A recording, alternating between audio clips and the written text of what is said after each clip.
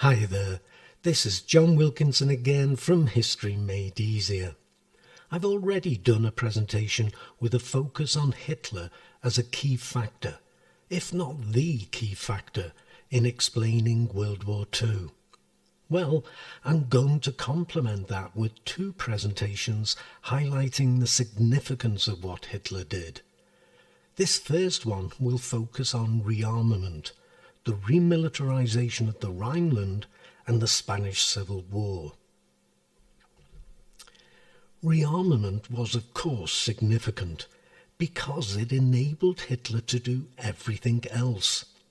At any point his moves could have been challenged, so the stronger Germany became, the more it would be able to face down any challenge. Germany had been rearming secretly for a long time before Hitler came to power. You will recall the Apollo Treaty of 1922. And of course, Hitler continued the process.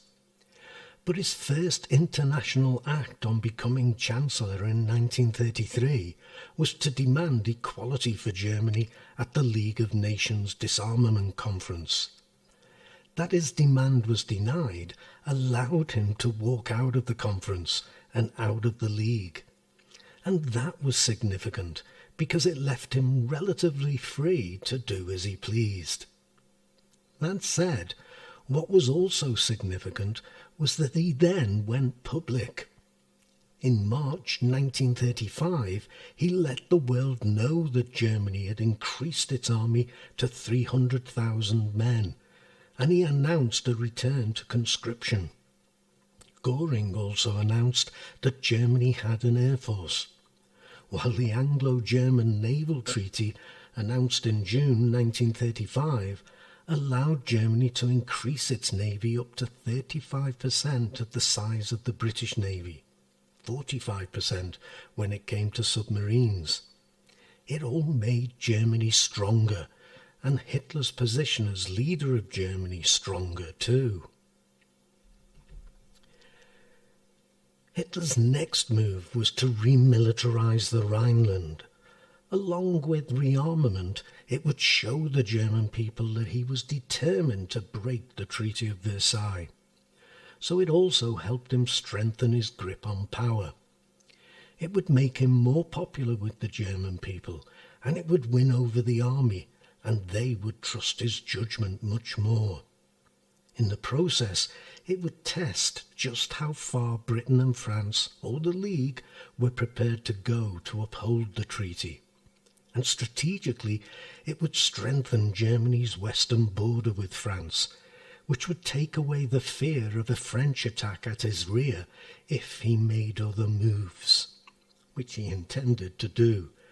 So again, it was very significant. The Spanish Civil War was itself significant because it reflected the divide that was consuming the rest of Europe. Liberal democracy versus dictatorship of one kind or another. It was also significant because it further widened the divide between Stalin's Soviet Union and the democracies of Britain and France, when an anti-fascist alliance could have been formed. This was what Stalin wanted, and we can form a link between the Spanish Civil War via Munich to the Nazi-Soviet Pact. It couldn't be seen at the time, but it can by historians.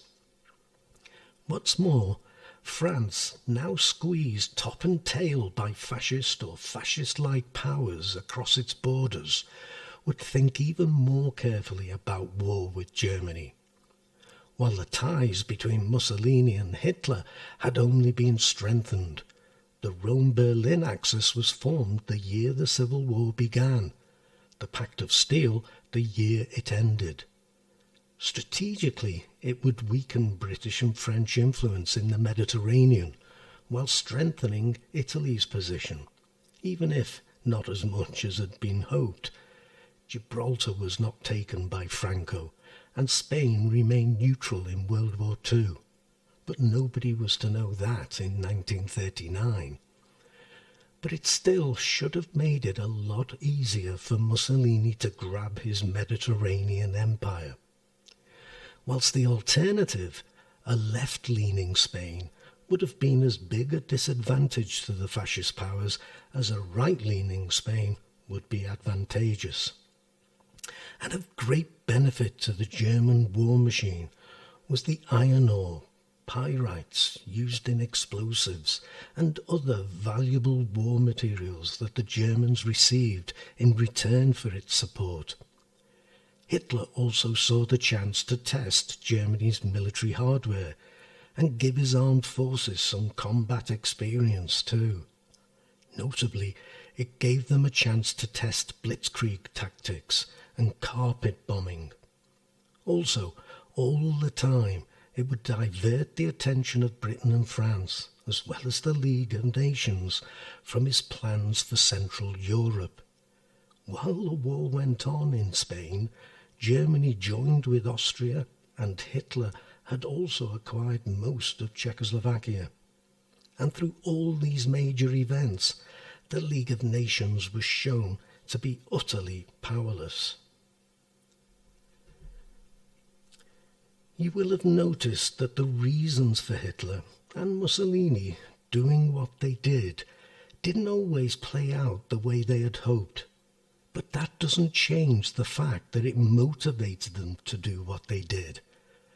What you also need to give some thought to, though, is the degree of significance you give to each of these things Hitler did. Extremely significant, highly significant, very significant. But for me, my job is done, except to thank you for listening and remind you that you can make more use of me if you want. There's my website, History Made Easier, my ebooks on Amazon, and there may be a slot for tutorials if you're interested. Just drop me a line at historymadeeasier@gmail.com, or get your parents to, and we'll see if we can sort something out. Cheers.